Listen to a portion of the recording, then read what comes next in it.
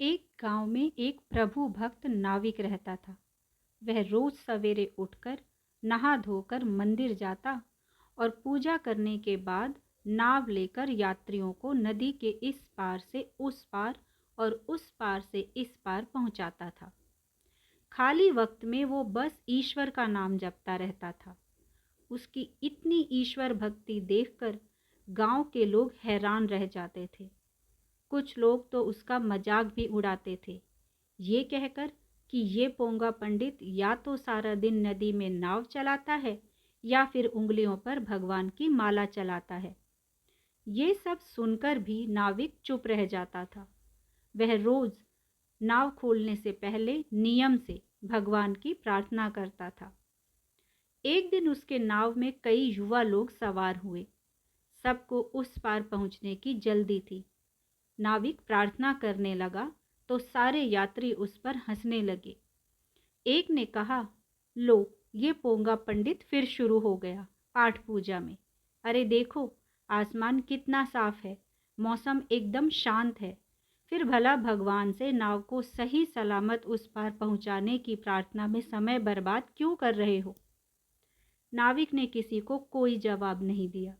वह चुपचाप प्रार्थना करने के बाद नाव चलाने लगा। बीच नदी में पहुंचते पहुंचते अचानक जाने कहां से एक भयंकर तूफान उठने लगा। लहरें तेज हो गईं, नाव डगमगाने लगी। सभी यात्री डरकर कांपने लगे। सब ने भगवान को याद करते हुए अपनी जान बचाने के लिए प्रार्थना करना शुरू कर दिया। लेकिन नाविक उनके साथ प्रार्थना में शामिल नहीं हुआ। वो नाव संभालने में लगा रहा।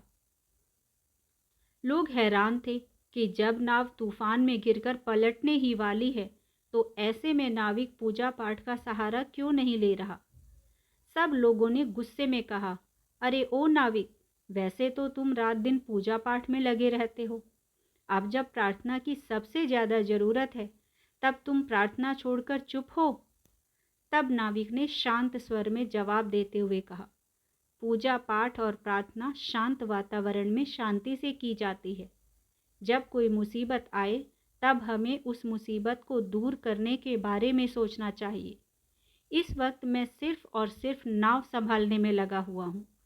मुसीबत से जूझने के लिए कर्म करना चाहिए और ईश्वर को उस कर्म की शक्ति देने के लिए धन्यवाद स्वरूप प्रार्थना करना चाहिए। और इस वक्त मैं कर्म करने में लगा हूँ। थोड़ी ही देर में नाविक ने नाव को संभाल लिया और मुसाफिरों को नदी के पार सकुशल पहुंचा दिया। सब ने नाविक की जय जयकार की। इस कहानी से हमें ये सीख मिलती है कि ईश्वर की प्रार्थना करते हुए भी हमें अपने कर्म करते जाना चाहिए। सिर्फ मुसीबत में प्रार्थना का कोई फल नहीं मिलता। यदि आपको ये कहानी पसंद आई हो तो वीडियो को लाइक और चैनल को सब्सक्राइब जरूर करें। धन्यवाद।